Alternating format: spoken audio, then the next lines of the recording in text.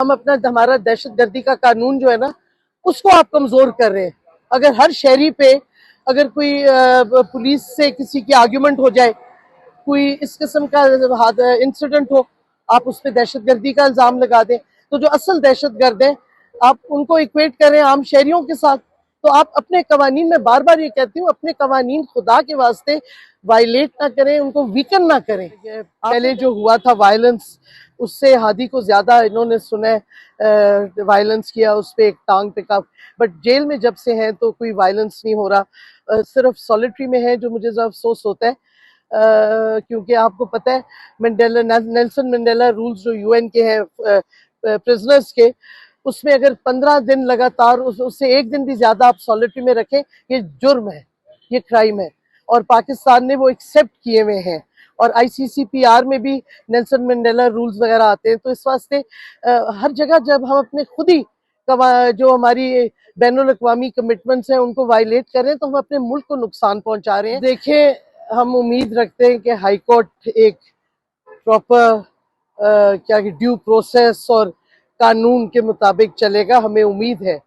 क्योंकि अगर हमने ये उम्मीद भी नहीं है तो फिर तो कोई फायदा ही नहीं। जिस तरीके से जज मजोका ने ट्रायल की है, ड्यू प्रोसेस नहीं किया, और फिर खुद ही पैराग्राफ हटा रहे हैं। अव्वल तो हैरानगी की बात है कि हमारे दोस्त ब्रादर मुल्क को मजोका साहब ने फ्लो ऑफ द कन्विक्शन में कहा ये दहशतगर्द मुल्क है ईरान।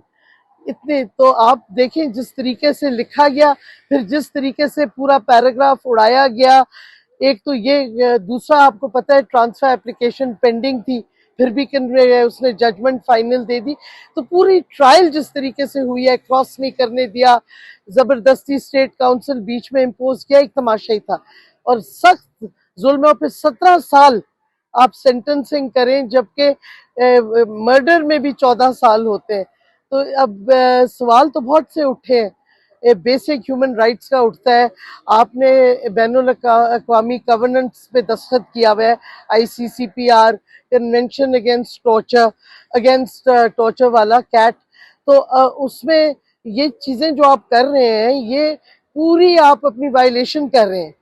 और हम बिल्कुल, पाकिस्तान का एक फर्म पोजीशन है इंडस वाटर ट्रीटी पे कि बैनुल अक़वामी ट्रीटीज जो होती हैं उनको आप वायलेट नहीं यूनिलैटरली कर सकते।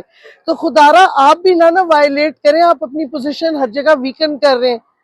तो हमें उम्मीद है कि हाई कोर्ट से हमें इंसाफ मिलेगा। और अभी मैं ट्राई कमेंट नहीं करूंगी क्योंकि सब जुडिस है, और एक ह्यूमैनिटेरियन ग्राउंड भी है। देखिए, ईमान और हादी ना सियासतदान है, ना कोई पॉलिटिकल लीडर है, ना उनकी पॉलिटिकल एम्बिशंस है, वो ह्यूमन राइट्स के लॉयर्स हैं, और वो इस ह्यूमन राइट्स के केसेस करते हैं, और वो लोगों के केसेस करते हैं जो और कोई वकला नहीं लेते, और ये प्रो बोनो करते हैं। तो कितने लोगों को नुकसान हो रहा है इस जिस तरीके से ये ट्रायल और कन्विक्शन हुई है। आपकी मुलाकात हुई है ईमान और हादी से? हाँ बिल्कुल हुई है, और वो गुड स्पिरिट्स में है, और अडियाला में ठीक है, उनकी सेहत भी अब ठीक है। और पहले जो हुआ था वायलेंस, उससे हादी को ज्यादा इन्होंने सुना वायलेंस किया, उस पर एक टांग पे कफ। बट जेल में जब से हैं तो कोई वायलेंस नहीं हो रहा, सिर्फ सॉलिटरी में है, जो मुझे जरा अफसोस होता है। क्योंकि आपको पता है नेल्सन मंडेला रूल्स जो यूएन के हैं प्रिजनर्स के, उसमें अगर 15 दिन लगातार उससे एक दिन भी ज्यादा आप सॉलिटरी में रखें, ये जुर्म है, ये क्राइम है। और पाकिस्तान ने वो एक्सेप्ट किए हुए हैं, और आईसीसीपीआर में भी नेल्सन मंडेला रूल्स वगैरह आते हैं। तो इस वास्ते हर जगह जब हम अपने खुद ही जो हमारी बैनुल अक़वामी कमिटमेंट्स हैं उनको वायलेट करें, तो हम अपने मुल्क को नुकसान पहुंचा रहे हैं। अगर आपने क्या कहते, किसी से आपकी दुश्मनी है, आप बदला लेना चाहते हैं, लेकिन अपनी मुल्क को नुकसान ना पहुंचाए कवानीन तोड़ के। बहुत शुक्रिया मैम। अच्छा, आप जैसे बता रही हैं कि ईमान और हादी ह्यूमन राइट्स के वकील हैं, लेकिन उनके ऊपर जो दहशतगर्दी की एफआईआर है, आज 3 दहशतगर्दी की एफआईआर में जमानत भी मिली है, तो अब आप समझती हैं कि इंसाफ होता हुआ अब नजर आएगा? देखिए, हम हमारा दहशतगर्दी का कानून जो है ना, उसको आप कमजोर कर रहे हैं। अगर हर शहरी पे अगर कोई पुलिस से किसी की आर्ग्यूमेंट हो जाए, कोई इस किस्म का इंसिडेंट हो, आप उस पर दहशतगर्दी का इल्जाम लगा दें। तो जो असल दहशतगर्द हैं, आप उनको इक्वेट करें आम शहरियों के साथ। तो आप अपने कवानीन में बार बार ये कहती हूँ, अपने कवानीन खुदा के वास्ते वायलेट ना करें, उनको वीकन ना करें। आपने दहशतगर्दी की जंग लड़ रहे हैं, हम हमारे जो टेररिस्ट ग्रुप्स हैं, अब आप हर बंदे पे दहशतगर्दी का इल्जाम लगाएंगे तो आपके कानून का तो एक मजाक ही बना रहे हैं ना। इस वक्त हमारे साथ मौजूद हैं रियासत अली एजाज साहब। रियासत अली एजाज साहब, आज आप 3 मुकदमात में ईमान मजारी साहबा के केस में पेश हुए, तो क्या बना उन केसेस के? कौन से केसेस थे और क्या बना उनका? देखिए, 3 केसेस थे। तीनों केसेस दहशतगर्दी और डकैती के थे। दोनों ईमान और हादी अली चट्ठा, तीनों मुकदमा दहशतगर्दी और डकैती के केस थे। जी जी, उनके ऊपर एक वो इस्लामाबाद हाई कोर्ट के जो प्रेसिडेंट साहब थे कंप्लेनेंट, उसमें एक वो था, एक प्रेस क्लब वाला, और एक वो जो 10 फरवरी वाला था जिसपे जुडिशल कमीशन का इजलास था और 26वीं तरमीम के खिलाफ एहतजाज था, उसमें ये मुलजमान थे। उनमें जमानतें मंजूर हो गई हैं बाद अज गिरफ्तारी, और 10-10 हज़ार मुचलकों के अलावा उनको रिहा करने का अदालत ने, जो ATC की कोर्ट है, उसने हुक्म दिया है। और सजा मुअत्तली की जो समाअत हुई है इस्लामाबाद हाई कोर्ट में, अपील है, उसमें आज नोटिस हो गया है, अपील को एडमिट कर लिया गया है। अपील अगेंस्ट कन्विक्शन थी।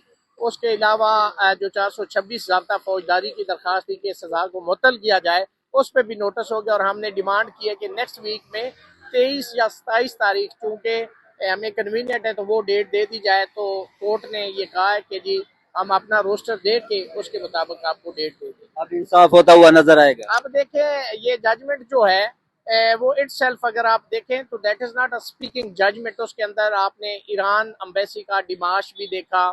उसके अलावा आर्टिकल 10 ने जो है उसको भी प्रॉपर्ली खारिज किया किया गया, गया। और उसमें से वो निकालना, ये सारी चीजें ऐसी हैं कि ये जजमेंट डेंट और डाउट से बालातर नहीं है। और मैं समझता हूँ कि इसका बेनिफिट मुलजमान को मिलेगा और सजा सस्पेंड हो जाएगी। थैंक यू सर बहुत। बाद अज गिरफ्तारी और 10-10 हज़ार मुचलकों के अलावा उनको रिहा करने का अदालत ने, जो ATC की कोर्ट है, उसने हुक्म दिया है। और सजा मुअत्तली की जो समाअत हुई है इस्लामाबाद हाई कोर्ट में, अपील है, उसमें आज नोटिस हो गया है, अपील को एडमिट कर लिया गया है। अपील अगेंस्ट कन्विक्शन थी। उसके अलावा जो 426 ज़ाब्ता फौजदारी की दरखास्त थी कि सजा को मुअत्तल किया जाए, उस पर भी नोटिस हो गया। और हमने डिमांड की है कि नेक्स्ट वीक में 23 या 27 तारीख, चूँकि हमें कन्वीनियंट है, तो वो डेट दे दी जाए। तो कोर्ट ने ये कहा है कि जी हम अपना रोस्टर दे के उसके मुताबिक आपको डेट दे दें। अब इंसाफ होता हुआ नजर आएगा। अब देखें, ये जजमेंट जो है वो इटसेल्फ अगर आप देखें तो that is not a speaking judgement. उसके अंदर आपने ईरान एम्बेसी का डिमाश भी देखा। उसके अलावा आर्टिकल 10 ने जो है उसको भी प्रॉपर्ली खारिज किया किया गया, गया। और उसमें से वो निकालना, ये सारी चीजें ऐसी हैं कि ये जजमेंट डेंट और डाउट से बालातर नहीं है। और मैं समझता हूँ कि इसका बेनिफिट मुलजमान को मिलेगा और सजा सस्पेंड हो जाएगी। थैंक यू सर बहुत।